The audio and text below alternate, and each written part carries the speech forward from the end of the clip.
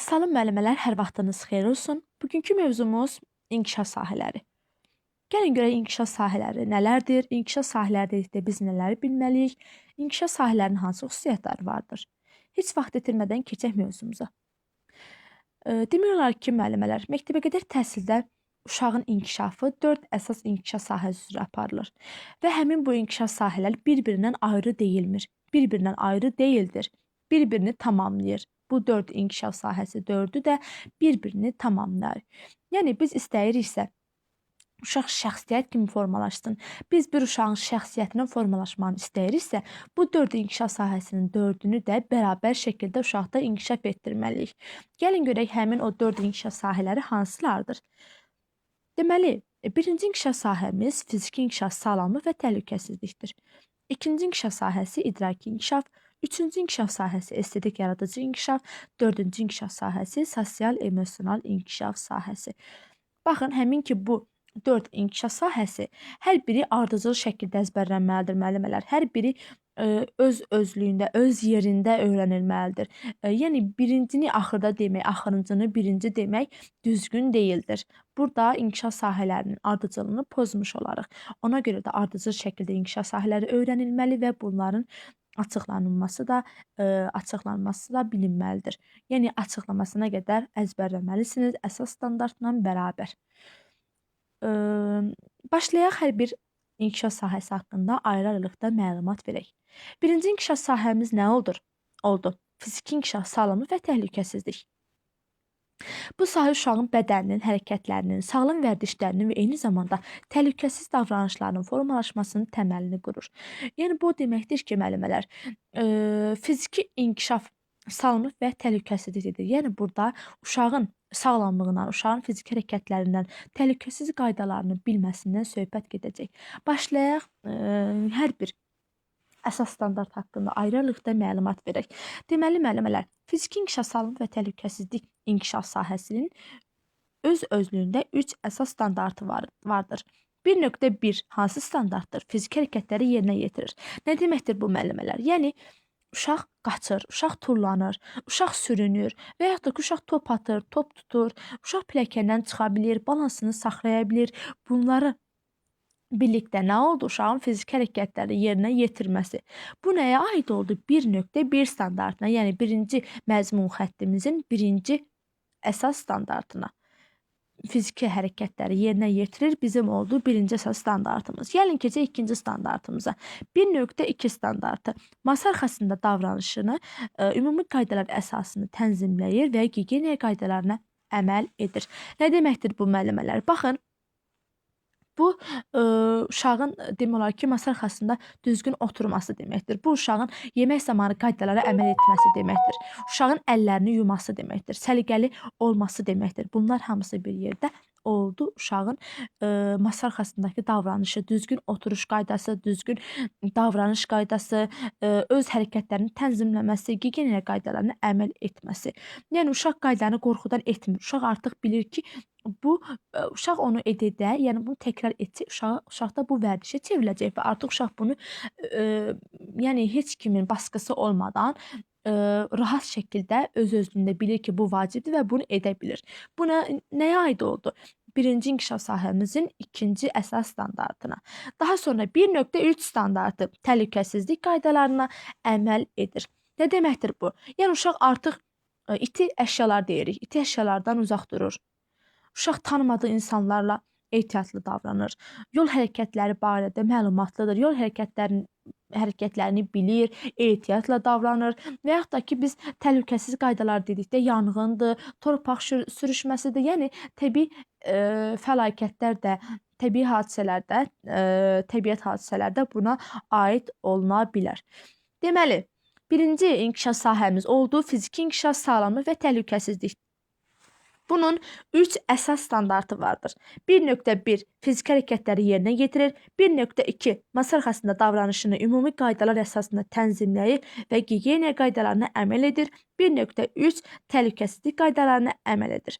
Daha sonra keçid edək ikinci inkişaf sahəmiz olan idraki inkişaf sahəsinə. Adından da bəlli olduğu kimi müəllimələr, bu uşağın düşünməsidir, anlamasıdır, uşağın danışmasıdır, məntiqi bacarıqlarını əhatə edir. Buna görə də biz bunu idraki inkişaf sahəsi kimi yadda saxlayırıq və açıqlamasına qədər. İdraki inkişaf sahəsi öz-özlüyündə 3 əsas standartı özündə birləşdirir. Gəlin görək bu standartlar hansılar idi? 2.1 standartı. Əşya və hadisələr haqqında ilkin təsəvvürlərə malik olduğunu nümayiş etdirir. Müəllimələr, bu nə deməkdir? Uşaq rəngləri tanıyır, formalarını tanıyır, əşyaları müqayisə edə bilir, səbəb-nəticə əlaqələrini bilir, səbəb-nəticə əlaqələrini hiss edir, ayıra bilir. Yəni, bu uşağın düşünməsinin təməlidir. Bu niyə belə oldu sualını artıq uşaq özü düşünərək, anlayaraq cavablandıra bilir. Bu oldu 2.1 standartına aid. Keçək 2.2 standartına. Nitqi dinləyib anlayır, rabitəli danışır, nitq etiketlərindən istifadə edir. Nə deməkdir bu müəllimələr? Yəni, uşaq artıq danışanı dinləyir, onun sözünü kəsmir. Uşaq artıq ona verilən suallara cavab verir. Uşaq artıq nitq etiketləri deyirik. Salam, sağ ol, çox sağ olun, zəhmət olmasa buyurun kimi ifadələrdən istifadə edə bilir. Bu da oldu 2.2 standartına aid. Daha sonra 2.3 standartı dedik. Sadə riyazi əməliyyatları yerinə yetirir. Nə deməkdir bu müəllimələr? Yəni, uşaq artıq sayır, uşaq artıq az-çox anlayışlarını bilir. Uşaq sadə toplama, çıxma əməllərini bilir, yerinə yetirə bilir. Bu, daha çox oyun üzərindən öyrənilir. Uşaqlarda deyirik ki, sadə riyazi əməliyyatlar daha çox oyunlar vasitəsilə həyata keçirilir ki, bu da 2.3 standartında öz əksini tapmışdır. Deməli, ikinci inkişaf sahəmiz oldu idraki inkişaf sahəsi. İdraki inkişaf sahəsində oldu 3 əsas standartı. 2.1 əşya və hadisələr haqqında ilkin təsəvvürlərə malik olduğunu nümayiş etdirir. 2.2 nitqi dinləyir, anlayır, rabitəli danışır, nitq etiketlərindən istifadə edir. 2.3 sadə riyazi əməlləri yerinə yetirir. Daha sonra keçək 3-cü inkişaf sahəmizə, estetik və yaradıcı inkişaf. Nə deməkdir bu müəllimələr? Yəni, estetik yaradıcı deyirik. Uşağın yaradıcılığıdır, uşağın fantaziyasıdır, uşağın estetik zövqüdür, gözəlliyi görməsi artıq 3-cü inkişaf sahəsində öz əksini tapmışdır. Gəlin, indi bunun əsas standartlarına nəzər yetirək ki, müəllimələr, bunu yadınızda saxlayırsınız ki, bizim 4-cü inkişaf sahəmizdən 3-ünün 3 əsas standartı vardır. Yalnız birinin 2 əsas standartı vardır. Deməli, fiziki inkişaf, sağlamlıq və təhlükəsizlik, idraki inkişaf və sosial-emosional inkişafın 3 əsas standartı vardır. Lakin estetik və yaradıcı inkişafın 2 əsas standartı vardır. Gəlin o həmin 2 əsas standarta nəzər yetirək. 3.1 sadə bədii yaradıcı bacarıqları nümayiş etdirir. Nə deməkdir bu? Yəni, uşaq rəsm çəkir, uşaq yapmış işləri görür, uşaq mahnı oxuyur və yaxud da ki, rəqs edir. Burada uşağın özünü ifadə etməsi əsas götürülür. Yəni, uşaq bütün fəaliyyəti özü yerinə yetirir, rəqs edir və yaxud da ki, mahnı oxuyur və yaxud da ki, uşaq rəsm çəkir. Bunlar 3.1 standartında öz əksini tapmışdır. 3.2 standartı müəllimələr. Gəlin görək 3.2 standartında hansı xüsusiyyətlər var, hansı əsas standart burada öz əksini tapmışdır. 3.2 standartında sadə əmək bacarıqları nümayiş etdirir. Yəni, uşaq sadə əmək deyəndə biz nələri nəzərdə tuturuq? Uşağın tökdüyü oyuncaqları yığışdırması, uşağın çiçəkləri sulaması, uşağın masanı silməsi artıq bizim sadə əmək bacarıqları, sadə vərdişlər nümunəsi deməkdir. Bu da oldu 3.2 standartına aid. Və sonuncu inkişaf sahəmiz sosial-emosional inkişaf. Bunun da özlüyündə 3 əsas standartı vardır. Gəlin nəzər yetirək.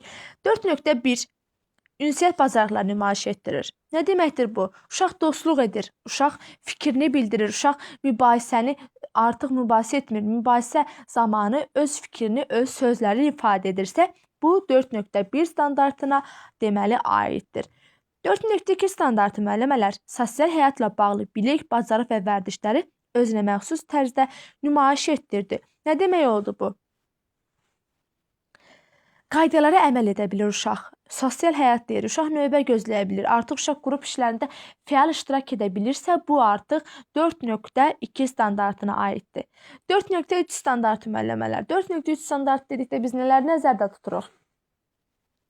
Hörmət, dözüm və tolerantlıq nümayiş etdirilir. Nə deməkdir bu müəllimələr? Yəni uşaq başqasını dinləyə bilir, uşaq fərqliliyi qəbul edə bilir, uşaq aqressiya artıq göstərmir. Yəni əvvəla aqressiyalı uşaq artıq bu inkişafa yiyələnərsə, bu inkişaf uşaqda inkişaf etdirilərsə, artıq uşaq aqressiyasını qoyur bir kənara, artıq uşaq fərqliliyi qəbul edə bilir, artıq uşaq başqalarını dinləyə bilir. Belə müəllimələr, biz bu gün danışdıq inkişaf sahələrindən. Neçə inkişaf sahəmiz oldu bizim? 4 inkişaf sahəmiz oldu. 1 fiziki deməli birinci inkişaf sahəmiz fiziki inkişaf sağlamlıq və təhlükəsizlikdir. İkinci inkişaf sahəmiz idraki inkişafdır. Üçüncü inkişaf sahəmiz estetik yaradıcı inkişafdır. Dördüncü inkişaf sahəmiz sosial emosional inkişafdır. Dedik ki, müəllimələr, 3 inkişaf sahəsinin deməli fiziki inkişaf, sağlamlıq və təhlükəsizlikdir, idraki inkişaf və sosial emosional inkişafın 3 əsas standartı vardır. Lakin estetik yaradıcı inkişafın yalnız 2 əsas standartı vardır. Və bu inkişaf sahələri bir-birindən ayrı deyilmir. Bu inkişaf sahələri tam şəkildə ardıcıl öyrənilməlidir. Bu inkişaf sahələri əzbərdən bilinməlidir. Bu inkişaf sahələri belə deyək ki, uşağın şəxsiyyətinin formalaşmasında əvəz olunmaz rola malikdir. Belə müəllimələr, inşallah gələn mövzularda, gələn dərslərdə bunları sizə yazaraq, göz yaddaşınızdan yazacağam ki, yazaraq öyrədəcəm ki, yazaraq belə deyək, izah eləyəcəm ki, göz yaddaşı ilə yadda saxlayan müəllimələr də tam yaxşı qavraya bilsinlər. Sağ olun, salamat qalın, gələn dərslərdə görüşənə qədər.